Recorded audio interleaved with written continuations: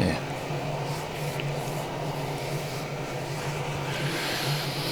Ooh. Welcome to Planet Doug behind the scenes for Monday. Yeah, I think it's Monday, October 9th. It's noon right now, which is an interesting time to start a behind the scenes video. But that's because I was editing a video all morning and I just finished that project and my laptop is busy exporting it or rendering it, whatever the appropriate verb is. And it's going to take 2 hours to finish exporting the video. So I thought I'd have a cup of coffee and chat a little bit. I have a bit of a grab bag of topics that I could cover. I suppose I could start with the video that I just finished, because as I often do when I'm editing the videos that I shoot, I get very interested in the language. Because, you know, I have a history as an English teacher and as an English, like I write material for teaching English, like teaching material basically involving, you know, grammar points, phrasal verbs, idioms and expressions, you know, vocabulary, anything that a student needs to learn, you know, when they're learning English as a second language. I have a history doing that. So I can't help but look at everything as a teaching opportunity. And with my own Planet Doug videos in the past, I started to incorporate some English language teaching content. And I kind of did that because I got comments from time to time from people who watch my videos, and they would compliment my pronunciation of English, that I spoke very clearly, and they could understand me in my videos, whereas they would struggle to understand other YouTubers, you know, from Australia or the UK or the United States. I think Canadians, as a rule, tend to speak a little bit more slowly and a little bit more clearly than other nationalities. That seems to be a trend. So I was getting those comments, and I was wondering whether I could start up my own teaching English YouTube channel. So I would have my travel channel and an English teaching channel, you know, running side by side. And one of the ideas I have had for a long time is to make a kind of English vocabulary companion video for the travel video. So if I shoot a travel vlog, then I can keep track of any interesting language that I just use in the video, and then I can teach those expressions on the Planet Doug English Classroom channel. So there to be Planet Doug, the travel channel, and then there's Planet Doug's English Classroom. And then I would shoot a kind of video in which I'm discussing the language I used in that video. And I played around with that idea, and at one point what I did was the list of English expressions that I kept, I actually put it in the video itself. Like, I didn't make a separate video. I put it right in the video as like a title card for anyone who's learning English. And I think I wrote at the top something like, listen for these expressions in the video. And I list like 20 of them. And then at the end of the video, then I put in some title cards giving, you know, definitions of those expressions and a sample sentence of using it. And I was just curious whether there would be any kind of a response to that type of content. And to be honest, there wasn't. I mean, I didn't get a sense that anyone, if anyone even noticed it, nobody really reacted to it other than one or two random comments. People said they liked that.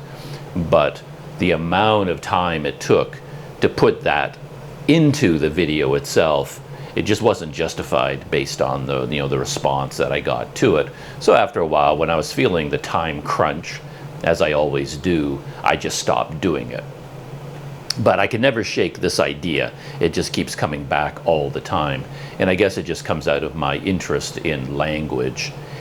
And I just mean language in general, not necessarily the English language, because of course, whatever I find interesting about the English language, you find the same patterns in other languages, obviously, It's just that I don't know those other languages. So anyway, I find myself quite interested in the English language, the vocabulary, grammatical structures, phrasal verbs, idioms and expressions, things like that.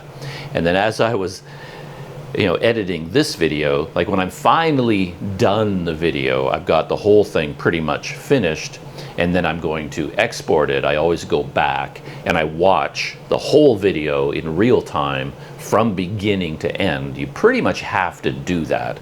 It's like proofreading. I'm a big believer in proofreading for a YouTube comment, a text message, a WhatsApp message. I think we all have the urge to just type it out, hit send. But of course, if you do that, your message is going to be filled with spelling mistakes. You use the wrong word, there's no punctuation, it's a mess. So I try to train myself to always proofread everything I write before I hit send. And I do the same thing with video. When you get to the end of editing a new video, you really want to be done with it. And there is this pressure to just export it. Okay, it's done, hit export. But a video is such a complicated thing with so many elements in it that it's incredibly easy to leave something out, because as you're editing the video and working on it, you'll come across a point and you think, oh, I want to stick something in here, or I want to change that, but you're going to do it later, and then you kind of move on, thinking you're going to remember to go back and fix that problem. But quite often you forget. And if you just export the video, you're going to export it with all kinds of missing elements, mistakes. So I always I always re-watch the entire video one last time from beginning to end, kind of scanning the whole thing, looking for things that I left out, things that I should fix, little bits of graphics or information that I could stick in.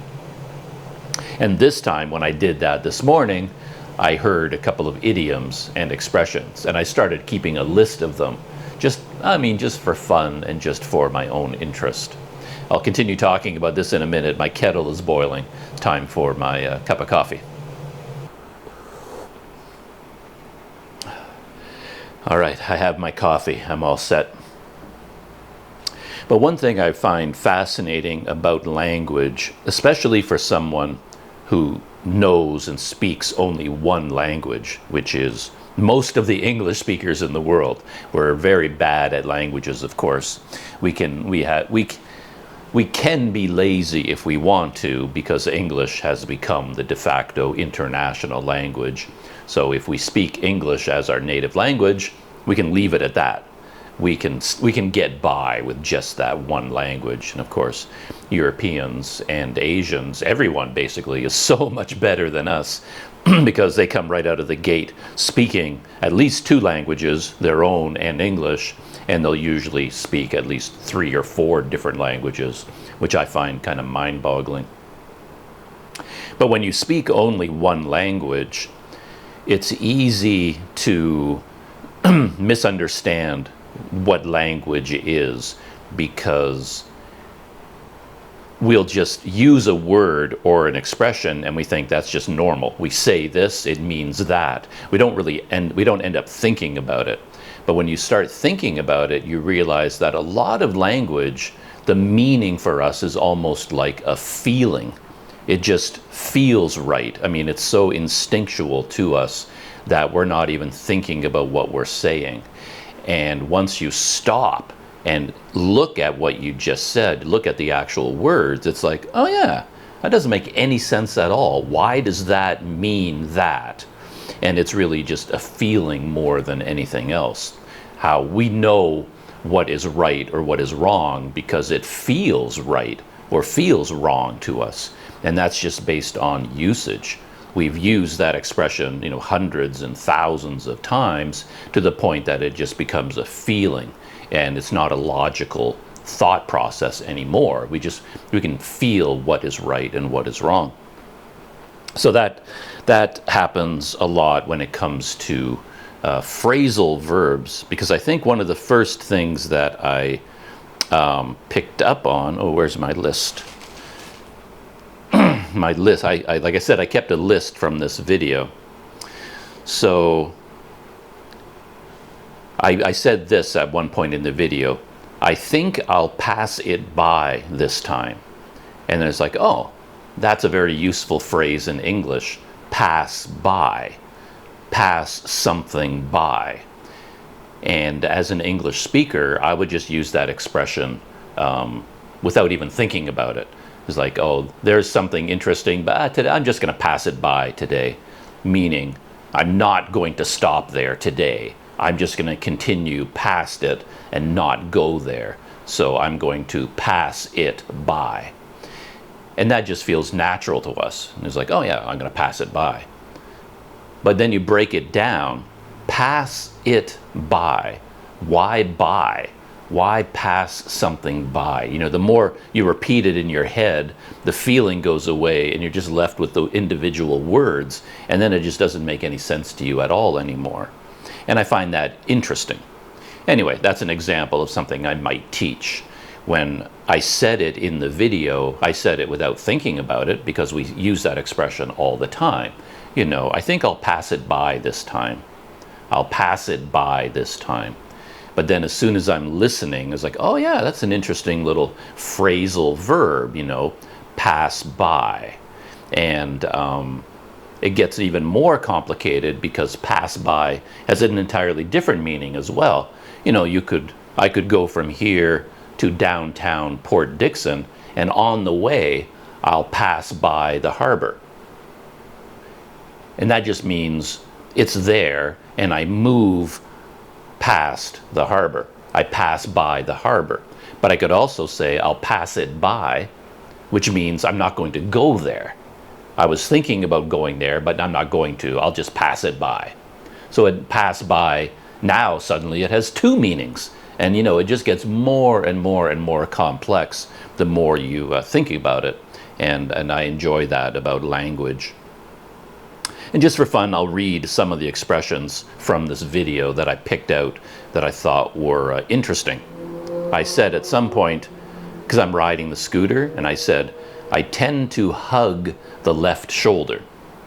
So as you're driving, you know, you can hug the shoulder, which means, you know, drive close to the shoulder, close to the side of the road. So I hugged the left shoulder.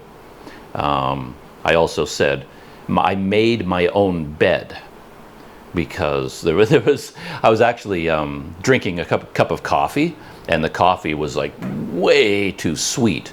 And I was talking about how sweet it was, and I don't really like it because it's so sweet. But I had said to the guy, he said, like, do you want this condensed milk added to it? And I said yes. And it was like a cappuccino package of coffee, and those are like 100% sugar already. So I was getting one of these 3-in-1 packages, which is full of sugar. And then he said to me, oh, do you want susu? Susu. And I said, yes, susu. So he poured in sweetened condensed milk. So I got a double whammy of like super, super sweet coffee. And then I said, well, I made my own bed, so I have to drink it. Like, if you make your own bed, you have to sleep in it. So it was my mistake to get double sugar in the coffee. There's no one to blame but me. I made my own bed. I was responsible for this extra sweet coffee, so you can't complain about it. You know, so that, you know, it's a very interesting English expression. And I said something about these men I was talking to being YouTube literate. And then when I heard myself say that, I went, oh yeah, literate. That's an interesting word, because we think of it, someone who is literate reads a lot and is very familiar, very good with language and books, a very literate person. But you can combine that with almost anything. Someone who is YouTube literate knows a lot about YouTube. You can be computer literate, or you can say that, oh, my father, he's not computer literate, meaning he doesn't know anything about computers. So like literate is a very useful word too. Going back to phrasal verbs, wave down. I was riding my scooter, and then somebody waved me down. I said, he waved me down. And again, as an English speaker, if someone asked me, like, well, what the heck does that mean? I was like, well, what do you mean? It means he waved you down. Because we can feel it, what it means. But then you break it down, wave down. Like, what the heck does that mean? Why down? Like wave and down? Like combine those two words to make a phrasal verb? What the heck does that mean? And of course it means that this man wanted me to stop, and then he waved at me to get my attention and was, motioning for me to stop. So he waved me down. And again, it's a very interesting phrasal verb in English.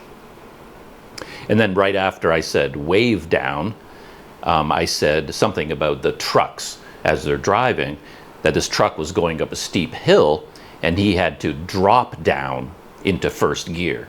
So now I've got one guy waving me down, we've got the trucks dropping down, and then you can go into this deep rabbit hole of all the phrasal verbs that use down afterwards.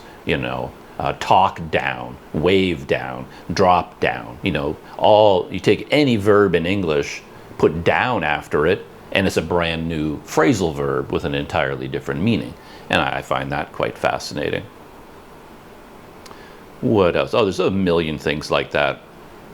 At one point, I saw a beautiful view, and I had 2 GoPros, and I said, oh, I want to capture this view with this GoPro.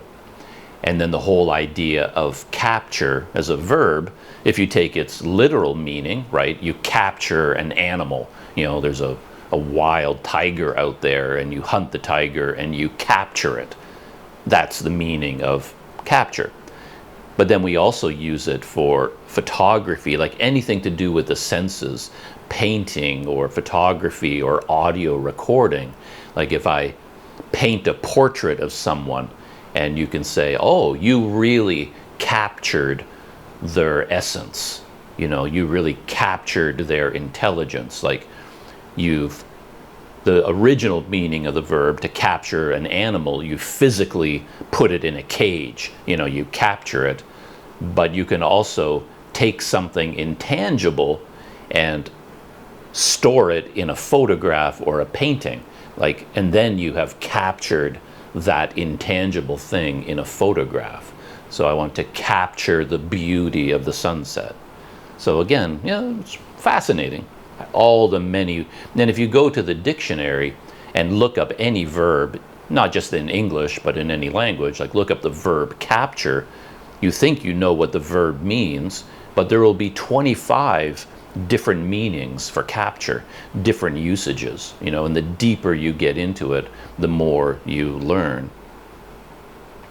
And one thing I've noticed about me is I fall in love with a certain word.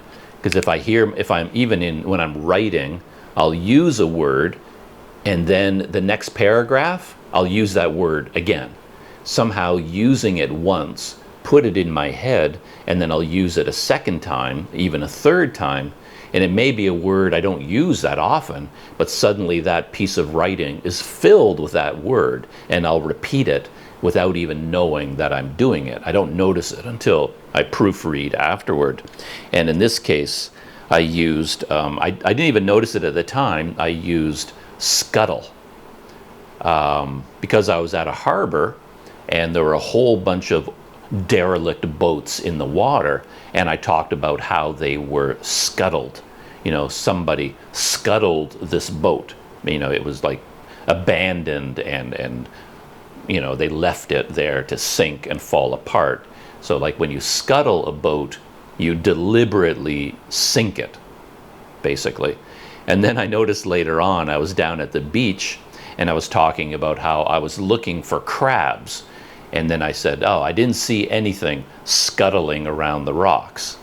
And then as I was editing the video, I went, hey, there's scuttle again. You can scuttle a boat. Crabs, the movement of a crab is scuttling, and then you can get deeper and deeper into the word scuttle. And again, something that I find a very interesting teaching tool. I don't know if any of my students ever grasped this idea fully, is that every word in English has multiple forms. Of course, you've got, the same word, but it can be a verb, it can be a noun, it can be an adjective, and it can be an adverb. And I tried to train my students to think that way. Like every time they learned a new word, something like book, very simple word in English, I am reading a book. It's like, oh, okay, that's the noun, but you can also use it as a verb. You book a hotel room. That one's not a great example because those two things, book noun and book verb, are completely separate. I remember there was an example here that was more useful. Let me look for it. I'll find it in a second. I just found it. I was on the beach and I was telling this story.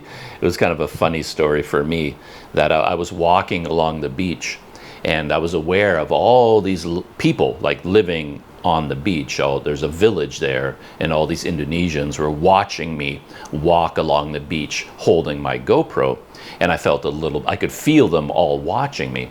So I tried my best to act naturally, like they weren't there watching me. And I said that I was trying to walk nonchalantly along the beach. And it was kind of funny at the time because as I was trying to walk nonchalantly, I tripped over a rope, because there was a rope. There's all these ropes holding boats, on shore, and I didn't see this rope in front of me, and there I am pretending to be, I was just like nonchalantly walking along the beach, and I hit the rope and I nearly fell on my face. So my attempt to look nonchalant failed miserably. So that is the adverb, strolling nonchalantly, right? It's modifying the verb to stroll. But then later on, I said, I failed in my attempt at a nonchalant stroll. I flipped it around, and then I made nonchalant an adjective, modifying the noun stroll. So in the first sentence, I was strolling nonchalantly, a verb plus an adverb, and I used the exact same words, but I flipped them and referred to a nonchalant stroll. So now I had an adjective and a noun, but they're the two same words. I just modified the form and then flipped them around. And again, I find that kind of interesting. Other expressions: bitten off more than I can chew. As long as the coffee flavor comes through. Again, come through as a phrasal verb. Things can come through or they don't come through. Anyway, I could go on and on and on. I said about this one place, it feels like a place that was set up to cater to foreign tourists. And I love the verb cater to, to cater to a certain type of person, a certain group. And at one point I said, this is a drum that I've been beating for the last 35 years of my life. Like, isn't that interesting? Like, to beat a drum for a young student of English, well, that's easy to teach. You just beat on a drum, make a sound by hitting the drum with a drumstick. But if you as a person are beating a drum, of course, that has a completely different meaning, a more sophisticated meaning of talking about something over and over, like it's a cause that you're trying to promote, trying to convince people of something. You've been beating this drum forever, so it's a completely different meaning, Anyway, I will stop there with this ramble. But as I said, I can't help but be interested in these things. So when I made this list of all these idioms, expressions, phrasal verbs, grammatical structures, I was thinking that after I edit this video, it's done, I post it to Planet Doug, then I could sit down in front of the camera, read through these, and just talk about them one by one. And it would be pretty advanced. I mean, I've seen English teaching channels on YouTube, and you kind of have to choose the level. Like, what are you doing with your video? Like, are you teaching, how to count from 1 to 10 to children? Or are you teaching advanced, grammar to students studying for TOEIC or the TOEFL exam? Or are you just having fun and teaching jargon and slang and random idioms, things like that? Like, exactly what are you doing, and what's the level of the student, you know, that you're talking to? And in this case, of course, this would be advanced. And it wouldn't be that structured. The way I was thinking of it would be exactly like what I'm doing now, just talking about the meaning of these expressions and how you use them, a little bit like a lecture rather than a classroom instruction, if you know what I mean. If it was real classroom instruction, obviously you couldn't teach 25 things in one class, because in order for a student to really learn it, you would have to teach one of these, you know, demonstrate it, but then you would have to leave time for the student to practice it. They would have to use it over and over and over again. So if you were putting together like actual English classroom instruction, then I would have to structure it that way, where you build into the video places for the student to now use that expression. Kind of repeat after me, now come up with your own example, that sort of interaction between teacher and student. But that would be a lot more work. It takes a lot of time to build something like that. But just sitting down and talking about all these might be kind of fun to do. So I'm still thinking about it from time to time, just making a Planet Doug's English classroom channel, and then just throwing up a couple of videos like this, and just sort of seeing whether people find any value in those videos or not, just as something to do. Of course, the big problem with doing that is time. You know, I barely have enough time to make Planet Doug videos, let alone a Planet Doug's English classroom companion videos, but it would be something I'd enjoy. If there were three of me, one of me could be out there doing fun things, the second me could be here editing the videos of those fun things, and the third me would then be creating all the companion videos, such as, you know, the English classroom companion video. So I need three of me. I need to be a Michael Keaton in Multiplicity in order to have a life like that, perhaps. And speaking of value in YouTube videos, I had a very interesting discussion with Daryl from Wander Eats the other day about this topic, because Daryl sent me a link to a video. We do that all the time. Daryl and I are just like peppering each other with links to, you know, interesting YouTube videos that we come across. And he knows that I'm interested in the genre of Kuala Lumpur videos. Like every time a new travel vlogger comes to KL, then they shoot their, KL blew my mind. I was amazed by KL. I was shocked by Malaysia. You know, that's the typical vlogger video. He knows I get a kick out of those, so he always sends me links. But this one was a little bit different because it is much more of a subject-oriented video. And from that point of view, it has a lot more value. And the reason I find it interesting is because it has nearly 1 million views, and it's done by a man from Russia. I could tell from the language, he's not a native speaker of English. He's very good. His English is more than good enough for YouTube, but there were definitely weird pronunciations peppered throughout. It's like, what was that? What did he say? So, you know, he had an unusual approach to the pronunciation of English, so I knew he wasn't American or Canadian. And it turns out, I believe he's Russian. The channel is called Cool Vision. Cool Vision. And I haven't done a deep dive into his channel, but I kind of looked at his YouTube video history, and he seems to make a habit of making kind of a combination of a tourism guide to a city combined with a little bit of personal vlogging, but it's mainly a guide to the city. So this one that Daryl sent me was about Kuala Lumpur, and the video is called Kuala Lumpur, Malaysia, a city that makes luxury affordable. And yeah, like I said, I think it's got 900,000 views, and it's been out for about 3 months. So yeah, it's a lot of views, especially when you consider, I mean, I watched the whole video, and as I said, his English wasn't the greatest. His production value, to be honest, wasn't that great. It was very amateurish. For that type of video, getting that many views, it seemed to be quite amateurishly done in terms of audio at times and video quality, things like that. And just overall, I was looking at it and I'm like, why did this video get 900,000 views? What is it? What's the secret here? What's the key? And I think the key is this idea of value. One of my videos, for example, the one that I'm exporting right now, it's tough to say what its value is. It has a very limited appeal because it's an hour and a half long, for one thing. It's one of my typical daily vlogs.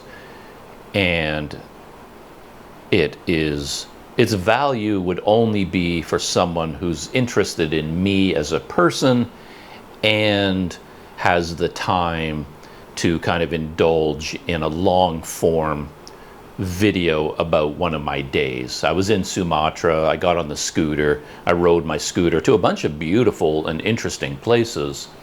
But it is, you know, long form. It's me talking a lot about the things I'm looking at, and its value perhaps is in entertainment. I mean, it's not that entertaining, but whatever value it does have, you'd have to say it lies in how entertaining it is or isn't.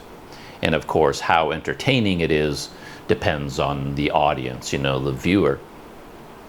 But for this guy's video, Cool Vision, the value in that video is information. So whatever you think about, you know, the production value, the audio, the content, whatever, there is a lot of value in the information. He actually opens up with a short history of Kuala Lumpur. I was very impressed with that. You know, he talked about the geography of Malaysia to an extent, the history of Malaysia, the history of Kuala Lumpur, or the whole independence movement in Malaysia, how it went from a British colony, all the stages that Malaysia went through until it reached modern day Malaysia. So he covered the history, covered a bit of the geography, and then he focused mainly on Kuala Lumpur, and then he jumped around a bit. So it's like, okay, here's Little India, here's Batu Caves, here's this market, you know, Chinatown Market, here's this restaurant, here's Jalan Alor Food Street, here's Petronas Towers, you know, boom, boom, boom, boom, boom. And then he would talk about each of these places from a standard tourism point of view, like what it is, where, you know, how to get there, why is it interesting for a tourist, how much does it cost, practicalities basically. So if you watch his video, even if it's not entertaining, you do get a lot of useful information about Kuala Lumpur. Gives you a background in the country, background of the city, and then some very practical guidebook. It's like a guidebook style. And I guess that's where the value comes from. Yeah, so I was thinking about that. And to be honest, I was thinking about this before, because I often see, you know, videos like that.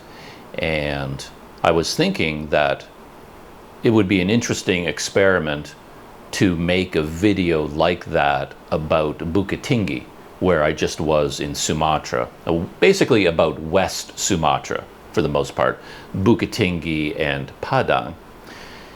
I went there, of course, myself, and all of my videos are simply personal stories, a personal daily vlog about my experiences in Sumatra. There is no value to those videos in terms of information or a guidebook, anything like that. And when I went there, to be honest, I knew very little about the area. Like when I went to Bukit Tinggi, it was like brand new to me. I didn't really know what was there.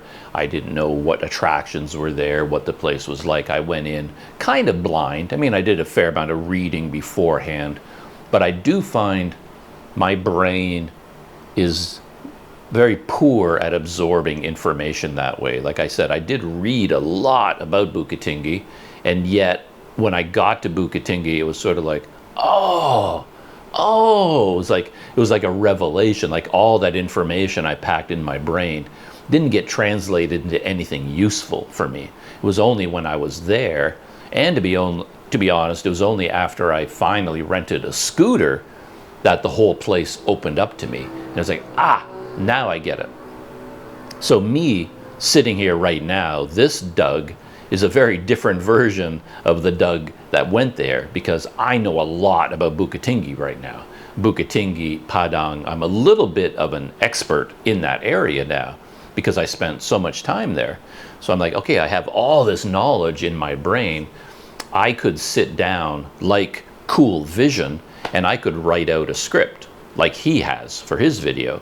You know, I could write out a script, you know, the history of Sumatra, and then the history of West Sumatra, Bukittinggi, the language, the culture, the food, give an overview, and then I could jump from tourist attraction to tourist attraction because I know what all of them are. You know, like the clock tower in Bukittinggi, the, you know, Harau Valley that I went to, Lake Maninjau, this market, this restaurant, that volcano, this waterfall, now down to Padang, this beach, that place, that island. I could basically sit down without hardly even thinking about it and write out a list of all of the top attractions in the Bukittinggi Padang area. Here they are, 1, 2, 3, 4, 5, 6, 7, 8, 9, 10. Write a little blurb about each one. And then, once you have that script with all the information in it, now you need video to go along with that script. And then, you know, you could, if you're making a video like this, then you could fly, I could fly back to Sumatra, fly into Padang, and use my cameras not to document my own personal experiences, but then just to treat it like a job, you know, like I'm a documentarian all of a sudden, and I have this script and I need video for that script, and then I would just run around, go to all these places to shoot the video I need of those places. So in my script, I'm saying, you know, Lake Maninjau is this volcanic crater lake, so many kilometers long, wide, it's beautiful, has these vantage points. It was formed 50 million years ago when the volcano erupted, whatever the information is about the lake, and then I would shoot, you know, video of the lake looking beautiful and majestic and dramatic, and then you put that video into your project.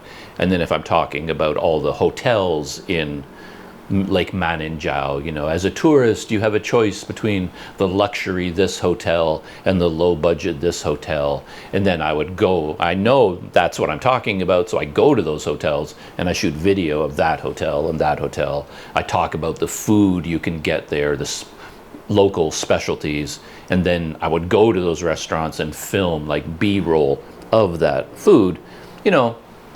So instead of spending 2 months in Padang living my life and filming my life, instead you would fly into Padang and just be there for 1 week and just film this, you know, and then put it together with your script and make like a video like this Russian dude made, you know, which is sort of a how-to tourism guide overview of the Bukittinggi Padang area.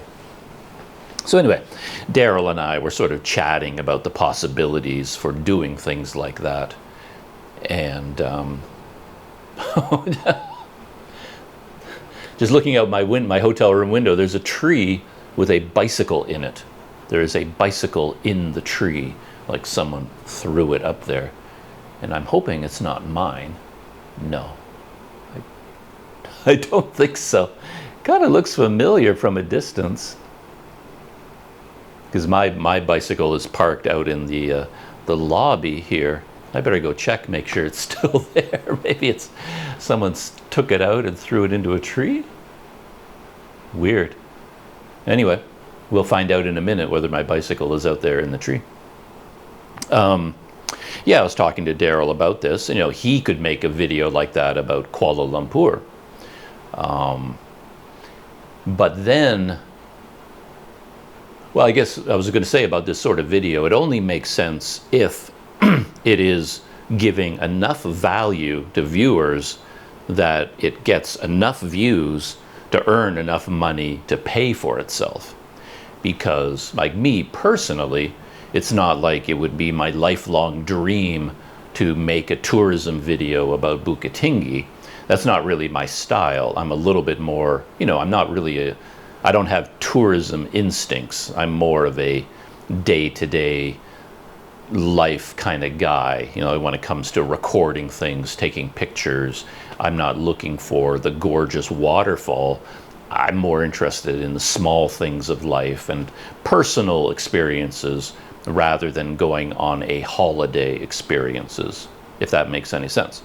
But I mean, if you told me that I could go to Bukittinggi, spend $300 on a trip to record all this video, and then the video makes $1,000, well, yeah, I'll do it. Like, as a job, that's a very interesting job to have. I would love to have that job.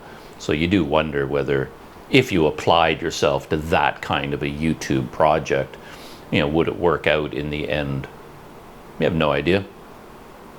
Because, again, as I said to Daryl, after we were talking about all this and the possibility, I remembered I had watched a video just like that about Bukittinggi. It was from an Indonesian YouTube channel. What was it called now? Oh, I forget the name of it. I can't recall any of the details. But it was a professionally done video, a tourism video, where they had a camera crew and a hostess. And the hostess was obviously hired because of her English ability. She had a very extroverted personality, full of energy, and she was attractive. So of course she was the hostess, and then she went to all these places in Bukittinggi, and the camera crew went with her and filmed her as she talked about, oh, this is the clock tower, this is the canyon, this is the river, this is the market, you know. And it was basically the same as this Russian dude's video, but despite how good this video is about Bukittinggi, it only has, at this point, like 9,000 views. And it's been on YouTube for a couple of years, I think. So, like, how do you know, right? This Russian dude's video gets 1 million views. And then this other video done about Bukittinggi, very professionally done, has like 9,000 views. So in terms of the, you know, the money spent to make that video, it would have been a complete loss. You know, they wouldn't have made their money back. It would have cost them a lot of money to make that video, and it didn't earn anything at all on YouTube. So yeah, you just don't know. I took a closer look at the bicycle in the trees, and it's not mine. There's no way it can be mine unless whoever did it stripped off everything, like all of the mirrors and accessories and grips and front rack. All that stuff is missing. So yeah, there's no way. Fender is not on that bike, so no. Just for a second, to be honest, I thought, I was like, what the? Is that my bike in the tree? Why there's a bike in the tree? I don't know. But yeah, just a final thought about this whole, you know, tourism video idea. If you did go to, say, a place like Bukittinggi and Padang, if I did something like that, you would definitely need some tools. And in my case, I think you have to have a drone. I mean, you just couldn't go there without a drone, and you'd have to know how to fly it. And of course, as you're shooting the video, you would have to focus on going to these places at the best times to get the best video quality. You know, so you'd be getting up very early in the morning to get the morning light and sunrise and sunset. You know, golden hour light is what you'd always be looking for. And then if you're going to a place that is known for tourism, you kind of have to go against your own personality, because in my case, I always go there when there's nobody else there. Like if you go to the Harau Valley, I would want to go there, for me, on a Wednesday when there's nobody else there. You know, when the place is empty, that's when I want to go. But if you're going there to shoot this kind of a tourism overview, well, then you want to go on the busiest day possible. You want to go on a Saturday or a Sunday. Or if there's a big public holiday, that's when you would go, because then when you go to the waterfall, you would see, you know, hundreds of people swimming, eating, drinking, having a good time. That's what you would want to film, because that's the appeal of this place, right? So yeah, you'd be doing a lot of things you wouldn't normally do. It'd be like waking up every morning, not like, you know, what do I want to do today? It's no, what do I have to do today to go get the shots that I need, you know, for my video. But yeah, it would be interesting. Something like that would be fascinating. And the only reason I was thinking about it as much as I have is just because I have all this knowledge packed into my brain now about Bukittinggi. And while I was there, I kept thinking about how close it is to Malaysia. And I didn't get the impression that Malaysians go here. And I was thinking, wow, like, why not? It's so close to Kuala Lumpur. Flights from KL to Padang are like $99 or something like that, cheaper than that. So it'd be a very inexpensive flight. And then if you knew what you were doing, you could go to so many interesting and beautiful places. And I was wondering, like, why don't more people come here? Like, why don't more, or maybe a lot of Malaysians do go there. I don't really know, but I don't think so. Like when I was at the like Lake Maninjau, for example, I mean, I got the impression that I was the only tourist, the only foreign tourist who had been to that place in 20 years. That's what it felt like, because there was nobody else there. I saw some Indonesian visitors, of course, but I didn't see any foreign visitors at all. You know, we're not talking about Bali here. It's a very different atmosphere. But it's literally 30 kilometers or less outside of Bukittinggi to get there. So, like, you don't even have to go to Lake Maninjau and spend the night if you're staying in a hotel in, you know, Bukittinggi. And if you are on a more typical holiday budget, like not on a backpacker budget, but you're there on a vacation, you know, your budget's going to be a little bit higher because you've been saving money for your vacation, and your hotel could just set you up with a driver without any trouble at all. It's like, oh, you want to go to Lake Maninjau today, you know, you hop in the car, you know, you're there in less than an hour, like one of the most beautiful places I've ever seen in my life, and it's right there, you know, quick flight there, your hotel, Lake Maninjau. So why don't more Malaysians go there? You know, it's not well known, I don't think. So I was thinking that some sort of a tourism overview video would be nice to have for Bukittinggi, Padang. And if I did do a project like that, of course I'd have to revisit all these places. I'd have to rent a scooter again, which would be a lot of fun. That would be no problem. But then I would just very quickly go to all these places, and then just to get the video that I wanted. But then I would probably also, I would have to go out to the islands, because when I was there, I didn't really have the budget to go out to any of the islands. You know, they're expensive places to go. And again, there was so much for me to see along the coast of Sumatra, like there's all the beaches and islands and cliffs along the coast up and down, you know, Sumatra, south of Padang. With all of that right there, I didn't need to go out to the islands. You know what I mean? It's like, why would I travel 6 hours on a boat, pay all this money when there's all this stuff here that I haven't even seen yet? And in the end, I never went out to the surfing islands. But of course, if you were making a tourism overview video of that region, you would have to go out to the islands and shoot video out there. Yeah, it's probably the biggest attraction in the whole area, so you would have to include that. So I would have to go out there to shoot video. But anyway, I'm just rambling off the top of my head. I have no plans to actually do this. It's just something I was thinking about, like, is that sort of thing a possibility at all? You know? And then the discussion I was having with Daryl actually moved on to the most interesting thing. And this is the main thing I wanted to talk about in this behind the scenes video. believe it or not, I haven't even gotten to the main topic yet, because when I was talking to Daryl about this whole video project idea for Bukittinggi, Padang, West Sumatra tourism, I was saying that I would probably have a hard time writing a tourism script because my brain doesn't think that way. My brain is stuck in sort of a low budget backpacker personal experience world, and to sort of switch gears and write something about, you know, the beauties of West Sumatra, and use all this flowery language and all these adjectives that you would use in a tourism article, it doesn't come naturally to me at all. I would have to like put on some sort of a fake personality in order to be able to speak like that or write like that. And then Daryl said, well, Daryl actually said, oh, just give me 2 minutes. I've got an idea.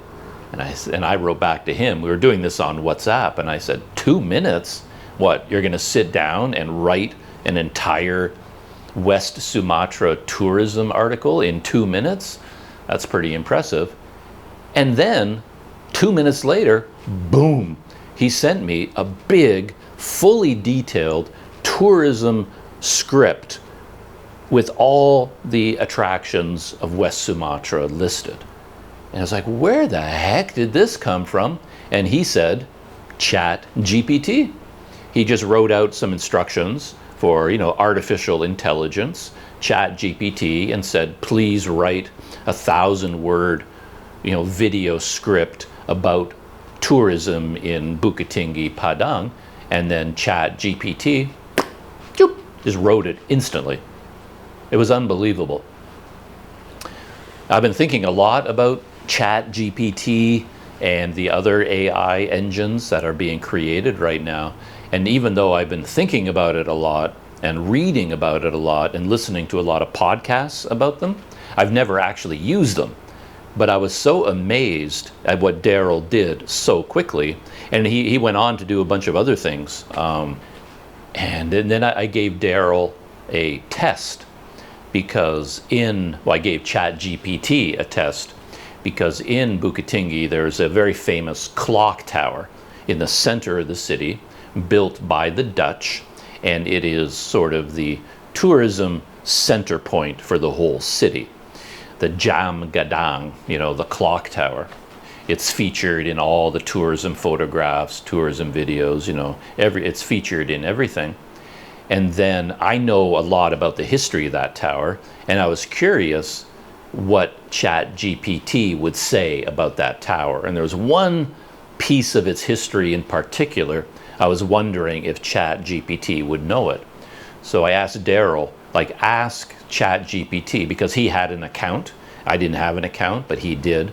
So I said, ask ChatGPT to write a history of Jam Gadang, the clock tower, and include the clock mechanism and the architecture. So, you know, Daryl said, sure, I'll do that. I was actually having lunch next door at the time, and then I barely sent him that request, and I was barely spooning up my next mouthful of delicious eggplant, and then boom, there it was. An amazing article, fully detailed, all about the history of the clock tower. And it was so well written, it was so informative, and it was so interesting. And this artificial intelligence did it in seconds. It just, yeah, amazing. I was astonished to see it. But it didn't include the one factoid that I was thinking of, because I know from all the reading I've done and from the videos I've watched that the clock tower, when it was built by the Dutch, it had a round dome on the top. And then it had a rooster, you know, kind of a typical European architecture. And then when the Japanese occupied Indonesia, it was the Dutch East Indies at the time, when the Japanese occupied the Dutch East Indies, they removed that tower and they replaced, well, they didn't remove the tower, they just removed the roof of the tower. They removed the bell, maybe it was hit by a bomb or something. I don't know about that history. But they replaced it with a pagoda, like a more, they were getting rid of the European influence, the European look, and they replaced it with an Asian rooftop. And then when Indonesia became independent, they removed the Japanese roof and they put in another roof with the typical Minangkabau roof line. So the clock tower has stayed the same, but the roof has changed 3 times depending on which country was controlling Sumatra. You know, the Dutch with a round dome, the Japanese with a pagoda, kind of shrine Asian image, and then the Indonesians changed it to a Minangkabau roofline. But ChatGPT didn't know that in all its research that it did. It included all the history of it, you know, with dates and names and places and a lot of interesting information. But it didn't mention this, so it did miss that little factoid. And I could tell from reading through it that 1 or 2 of the details may not have been accurate. So even if you ask ChatGPT to do something, you can't just take what it says as gospel. You have to be very careful with that and fact check it thoroughly, because it will make mistakes. You know, it's a computer, you know, it's not a human being. So you have to double check everything to make sure it's there. But yeah, I was so surprised. So then after my lunch, where I was talking to Daryl about this, I came back here and I opened up my own account. You can do it for free. I thought you had to pay money for this, which is why I hadn't done it before. I thought it would cost a couple $100 a month for a subscription to one of these AIs. But no, you can just open up a free account. And I think there is a paid version, which is, I guess, more powerful and it does more things. But the free version is the one Daryl was using. So, you know, I just signed up for the free version and I just started playing around with it yesterday, and really interesting. I was talking with Daryl about this, that there is a lot of discussion out there in the world about AI and the effects it may have on human society. But I think most of us are underestimating the huge change that is coming our way. AI is going to turn our world upside down. I really think it is going to. Yeah, it's quite something. You know, I did a few experiments. For example, I'm still thinking about, after I finish editing videos here in Port Dickson, I'm thinking of riding my bike from here down to Malacca. I'm almost positive I'm going to do that. And then I'm thinking about riding my bike from Malacca along the east coast of Malaysia back to KL. That's what I was supposed to be doing for the past month, in fact. I was only going to stay here in Port Dickson for a couple of nights, and then I was going to start riding my bike. But I had so much video editing to do. I sat down to try and get some of this done before my bike ride. And now I may be running out of both time and money to do that, but we'll see. But anyway, I'm still thinking about going at least to Malacca. So I said to ChatGPT, you know, I forget what I wrote. I'm not very professional in my AI communication yet. I just said something very simple, like, can you give me a list of the most essential tourist attractions that I should visit in Malacca? And I sent that in. Boom. Like seconds later, I got this highly detailed list of everything about Malacca, and then a long list of all the things that a tourist should see and do in Malacca. And again, it was so detailed and so well written. I was amazed. And I was thinking of all the people that are going to be put out of a job, including me, because for most of my life, most of the money that I've made has come from working in the English language industry, doing a lot of writing and editing. But nobody needs me anymore if they've got ChatGPT. You know, if a magazine, I used to work for a publishing company in Taiwan, and part of the English editors at that company would be asked to write articles all the time.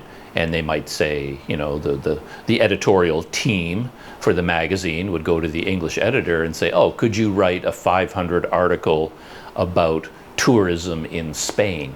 And then you do all the research, you do all the reading, you know, it takes you the whole day to do all of that, and then you write the article. But ChatGPT can do that in 2 seconds, and you don't have to pay it a thing. So it's like, what? You know, and teaching English, how good is artificial intelligence at teaching English? You know, all these phrase, idioms and expressions that I was talking about earlier, I could give ChatGPT that list and say, can you write a explanatory summary for each one of these expressions? It'll just do it, right? Amazing. And I asked ChatGPT to, oh, 2 other things. It was very interesting, the responses, because I wanted to do a similar thing, but for the east coast of Malaysia. I asked about tourism in Malacca, but now I wanted to know about bike touring along the east coast of Malaysia. Like, what advice would ChatGPT have for me? But it turns out that I worded my question in a more general way about bike touring along the east coast. And ChatGPT, within seconds, gave me a very long, extremely well-written, highly detailed guidebook about how to prepare for a bike tour. Like all the things you need to do in advance, the planning and preparations to do with your bicycle and camping and accommodation, and just on and on and on. It didn't give me a list of tourist attractions, because that's not really what I asked for. But it gave me a very well-written guide to bike touring. And I was like, wow. And then I did one more thing. I was just curious what it would say, and I asked ChatGPT, what is the best time to post a YouTube video to maximize views? Because obviously that's important for YouTube. If my audience consists of Canadians, and then I post the video at 2 o'clock in the morning Canada time, that makes no sense, because all Canadians are sleeping. So, you know, you have to, as a YouTuber, you decide when to post your video. And I just thought, well, what would ChatGPT say about that? So I said, you know, when would be the best time? And within a second and a half, I got this highly detailed article giving me a step-by-step breakdown of all the things to consider when choosing the time and day to post your YouTube video. And it was so well written. It had all the information I was looking for. And it occurred to me that, you know, I was thinking about how ChatGPT can take away so many jobs, because it can do so many writing jobs better and faster than human beings can do. And I guess it can do video editing as well. It can do all kinds of things. But what had never occurred to me is now it can replace a Google search engine. All right, stick with me here. Because normally, if I had a question about when to post a YouTube video, I would go to Google, go into the search bar, and then I would type in my question. When is the best time to post a YouTube video? And then Google will give me a list of articles and a list of websites talking about that subject. And then I would, me personally, I would scan all the article names, looking for one that looked like it would give me the best information. And then I click on that article, it opens up, and I start reading. It's like, oh no, that's not what I was looking for. Then I got to go back to Google, scan the list. What about this article? Click on that article. No, that's not quite what I wanted. And I have to scan the results until I find the article that gives me the exact information I'm looking for. But now, ChatGPT can do all of that for you, because I asked GPT my question, the computer read all of those articles, combined all that information, rewrote it, and gave me the exact information I was looking for. It was far more efficient than using Google search. Isn't that interesting? I find that fascinating, because now I started thinking about anything you might want to look up on Google now. All the things, I do it all day long, every day. I'm constantly typing things into Google search in order to get information. And now I'm thinking, for all of those things, would it be more efficient to go to ChatGPT and ask the same thing? And in almost every case, I concluded, yeah, it would be. Because, as I said, when you do a Google search, it's a 2 or 3 stage process, because Google doesn't give you the information. It gives you the list of articles that might contain that information. And then you have to click on the article and go read that article and go looking for your information. You hit up ChatGPT, it does it for you. It reads 1,000,000 articles in a millisecond and then finds the information you want and then rewrites it and combines it and just lays it out for you. So maybe I'm overstating things, perhaps, because this is to be honest, it's like my first real introduction to using one of these online artificial intelligences. And I'm still kind of in the glow of the first discovery. So I'm raving about it a little bit. I just find it so interesting. But maybe over time, I'll uncover, you keep using it. It's like, oh, okay, here's a problem, here's a problem, here's a problem. Okay, it's not as good as I think, not as efficient as I think. Okay, but I don't see the problems right now. I'm only seeing, the positive things. And yeah, it was really quite impressive. Really quite impressive. So I plan on using it quite a bit more. I have a tab open on my laptop now permanently to chat GPT. And it's going to become one of my best friends, I think. So it's really interesting. Not surprisingly, I have probably a dozen more topics in my behind the scenes list of things I wanted to talk about, but I think I'm going to draw this video to an end here. I have, YouTube stories, I have pop culture stories, I have technology stories, all those things. More technology stories. Those are never ending, of course. But my video, the one I've been exporting, is almost done. It looks like 30 more seconds. It will be finished exporting. And now I have to upload this video, though I'm probably not going to do it, but I'm thinking about chopping it up as well. So maybe I'll end my behind the scenes video with this topic and then I'll draw it to a close. Because the last vlog that I posted, or the last vlog that I put together, was a very long one. And then I decided to do a little bit of an experiment and chop it up into pieces. So instead of one long video, I made 10 shorter videos. And I've been posting those. I think I have it scheduled to post one of those videos every second day. And I think I'm up to 4 or 5 videos now, with 4 or 5 more to go. And it is an interesting experience. I mean, I talked about this quite a bit before in behind the scenes videos, basically saying that overall, I don't really like doing that, because the original video is more in keeping with my original vision, if I can put it that way, because I was in Padang, I got on my scooter, and I spent the whole day exploring, and I went to like 10 different places, right? And then when I shot the video, it was with the idea that I'm making a video about my whole day, and then when I edited the video, I made it about my whole day, and that's what feels more natural. It flows, but of course it's just way too long. And then when I chopped it up into 10 shorter videos, it's a little bit more engaging perhaps, because the video is shorter, but then it has no context anymore, because the context was the scooter trip, the day of exploring. But once you take away that context, it's sort of like, it just comes out of nowhere. The story starts and then it ends, and it's like, what, like, where did this start and where does it end? So it feels a bit weird to me. But the advantages, there might be advantages to doing it. One is if you make a long YouTube video, things in the video that you think were quite interesting get buried deep in the video, right?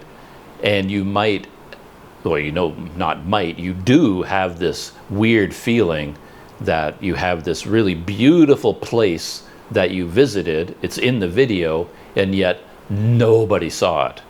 Because, you know, when you look at YouTube videos, like the statistics for them, it always tells you it's the most depressing number in the world, which it shouldn't really be depressing. It isn't really that meaningful, but the number is there front and center. The YouTube tells you the average watch time for your video, right? And because it includes everybody who may have clicked on your video, that number is always very, very, very small. So, you know, let's say you posted a 15-minute video, you know, it's 15 minutes long, quarter of an hour, and then YouTube will tell you that the average watch time was 38 seconds, you know, and you're like, oh, for Pete's sake, you know, I made this amazing, wonderful 15-minute video and nobody saw any of it. They all watched 1 minute and then they all stopped watching, right? So it's a very depressing number. You know, you post a 30-minute video and the average watch time is 3 minutes. And you know, imagine if you're Steven Spielberg and you just made Jaws, and then you get all the feedback from the theater that, oh, all the people who came to see the movie, they only watched the first 10 minutes and then they all walked out, right? I mean, you'd be a little bit depressed about that.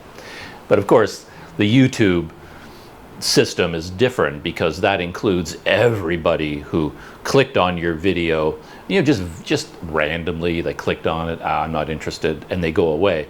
So they didn't even try to watch their video, but their view time gets folded into the average, right? So it's like his 1 second view time cancels out the 15-minute view time of someone who watched the whole thing. I assume the math, people understand what I'm talking about in terms of the math. Let's say, for example, only 2 people watched your video. One person watched all 15 minutes, and then one person watched 1 second. You basically take 15 minutes and 1 second, divide it in half, and that's your average watch time. So then it says, oh, the average watch time is 7.5 minutes. Well, 7.5 and 1/2 second, you know, 7.5 minutes basically. And you think, oh, they only watched half my video, but that's not true. One person watched the whole video and one person watched none of it. But then you get the average and you get a very, very, very depressing number. So anyway, if you do post a very long video, like this one I just finished is 1.5 hours long, and then I know the average watch time is going to be like 10 minutes. And then you think, well, what's the point? Why did I make this big long video when people only watch 10 minutes of it? And then you think that all these interesting things later in the video, no one ever sees it anyway. So then this idea of chopping it up into shorter chunks, then it is kind of appealing, because then you know at least a certain number of eyeballs see at least a part of each of your experiences. Like in that previous video, you know, I went to a park, that's one video. Then I rode my scooter up and down the river, crossing all these bridges. That's one video. Then I went to Sweetwater Beach. That's one video. Then I went to a hang gliding lookout point. That's one video, you know, like that. And then if you post each of those as a separate video, then at least a general audience is aware of all those topics. It's like, oh, this is Sweetwater Beach. This is the hang gliding location. This is the river. And then it feels like at least somebody has seen all of those experiences, you know? Anyway, it's just something that I was thinking about. Yeah. I just saw someone go by on a bicycle. I was wondering whether he pulled the bicycle down out of the tree, but no, different bicycle. So anyway, with this video, the new one, I was thinking, does it make any sense to chop it up? because the first one that I did this, it was kind of a natural because there were so many individual experiences. It did chop up relatively nicely into separate experiences. Just the day just happened to fall into chunks. But this one, not so much, because I only went to one or two places. I rode my scooter to a fishing harbor. That was the big chunk of the video. And then I went on from there and rode my scooter to a beach, kind of a resort beach for backpackers. And that's the other half of the video. So there's really only two big events. And in between, there's some tiny little events, but I don't know whether they divide up into chunks naturally. They don't really. So I could divide the video into three parts, sort of a scooter ride, then there's the harbor part, then there's the beach part, and there's a time lapse at the end. That could be another video. I was going to post the time lapse as a separate video anyway, because I thought it's just one of those things that I just threw in at random, like at the very end of the video. I knew I shot this long sequence of me riding my scooter all the way back to Padang. So it was like 25 kilometers of just riding on this crazy Sumatran road along the ocean. And then I just sped it up and laid music over top of it. So it's just sort of like, you know, I always enjoy those. And I just sort of throw it in at the end of the video just because I have it. But then I thought it'd be kind of cool to carve it out and post it as a separate video. Yeah, that time lapse was a bit of a struggle though. Me and technology, because it was the end of the day, this day that the video was about, and I was going to ride my scooter all the way back to Padang, but I wasn't going to shoot any more content. You know, I wasn't going to shoot any more actual vlog, but I figured I might as well record the ride. So I set up my GoPro, one of my GoPros, to shoot a time lapse. But a moving time lapse on a GoPro, they call that a time warp. So I set up a time warp, mounted the GoPro, hit record, and then away I go. But at some point I just wanted to check on it to make sure that, because the screen goes blank after a minute or so, I have it set to turn the screen off after 30 seconds or 1 minute to save battery power. And then it goes black. And I wanted to check to make sure that it was still recording the time warp. So then you have to sort of touch the screen on the GoPro to wake it up again. And for some reason it wasn't responding. And then I kind of like, you know, I was riding the scooter at the time and I was like hitting the GoPro to kind of wake it up. And then it did wake up and I looked, oh, it was still recording. But somehow when I tapped the screen to wake it up, it turned off the time warp. Like, it didn't turn off the camera, it was recording time warp, and then when I tapped the screen, it just switched into normal video mode. So the entire ride, the whole time that I was driving my scooter back to Padang, I don't know how long it was, an hour and a half or something like that, this crazy ride, I thought I was recording a time lapse, but I recorded that entire ride in normal video.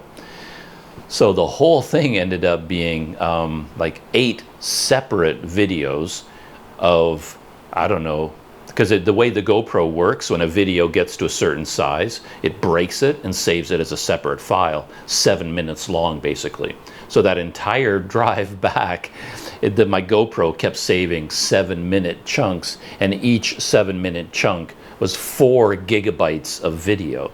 So by the time I got back to Padang, you know, oh my gosh, it just went on and on and on. I ended up, I think, with 10 4-gigabyte files, 40 gigabytes of video, just me riding my scooter, when it was supposed to be one gigabyte time lapse, right? It's just like, you think you've made every video recording mistake you can possibly make, and you keep finding new ones. So this was a new one that I made. But anyway, I decided to use it anyway. I put all 40 gigabytes worth of video into the project, and then I just took each, 7-minute chunk and I sped it up by 500%. So it's actually just fast motion, you know, sped up video, which doesn't look as good because time warp is very smooth. I mean, it's fast, but it keeps the camera very smooth and it looks really nice. If you take regular video and just speed it up, it's really jerky. It just doesn't look as nice as the time warp. So I was really disappointed that my whole time warp failure, you know, it failed. I didn't end up with a time warp at all. It was just like, now I know that when you're shooting a time warp, don't tap the screen of the GoPro because it turns off time warp somehow. Anyway, that was pretty funny. But I ended up using it and putting music on it. I love watching it. I was thinking about this while I was watching it, that I think there is a certain trap in shooting personal YouTube videos where you become hypnotized by your own life, right? You misjudge how interesting something is, because if it's something that I experienced, like I experienced that scooter ride, 25 kilometers of riding on this crazy Sumatran road. I did it and I have memories of it. So now when I watch the time warp, you know, the zoomed, sped up version of it, I find it fascinating. I'm watching it, I'm like, wow, this is amazing. I love this. Then I put music over top of it and I watched it several times because I enjoy it so much. But how much of that enjoyment comes from the fact that it was my experience? Like when I watch it, my enjoyment level is here, but maybe for another person just watching it as a video, their enjoyment level would be down here, right? I think this person would love it just as much as I do because it's so amazing, but maybe I think it's amazing because, you know, I did it, you know, I remember it, and it was one of my own experiences, you know. You know, people do say people just love to talk about themselves. You know, if you go to a party and you're talking with other people and you want to make them happy, just ask them questions about themselves, because everybody's favorite topic is themselves, right? How can it be otherwise? So when you're making a YouTube video, I think it's pretty easy to fall into the trap of thinking that everything you do on video is just like super, super fascinating. But it's only fascinating to you because, you know, it's you and it's your life and it's you on video. And you have to remember, well, no, not everyone is as fascinated with you as you are. So you got to lower your sense of just how amazing this video is that you've made, right? So anyway, that's my last thought for today. It's actually, it's lunchtime. As always, I couldn't believe it. I woke up this morning very early, and this video was almost done.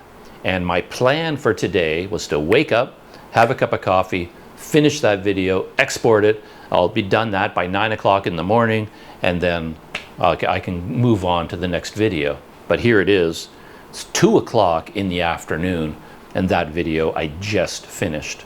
So I thought it would take, 2 hours from 7 until 9 this morning, and it ended up taking 7 hours from 7 till noon and noon till 2. Yeah, 7 hours.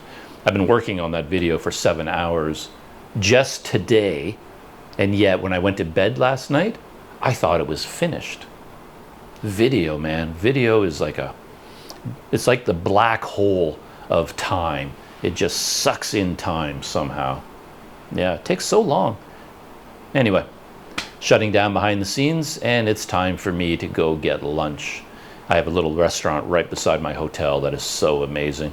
And every day that I've been here, they've had like a big tray of eggplant. So it's my favorite thing these days. So I'm gonna have some eggplant with my rice and all my other stuff that I'm gonna get. So that's it. And next behind the scenes video, I'll move on down my list, talk about some of the other topics that are on my mind. And until then, have a good life wherever you are, and I'll see you in the next video.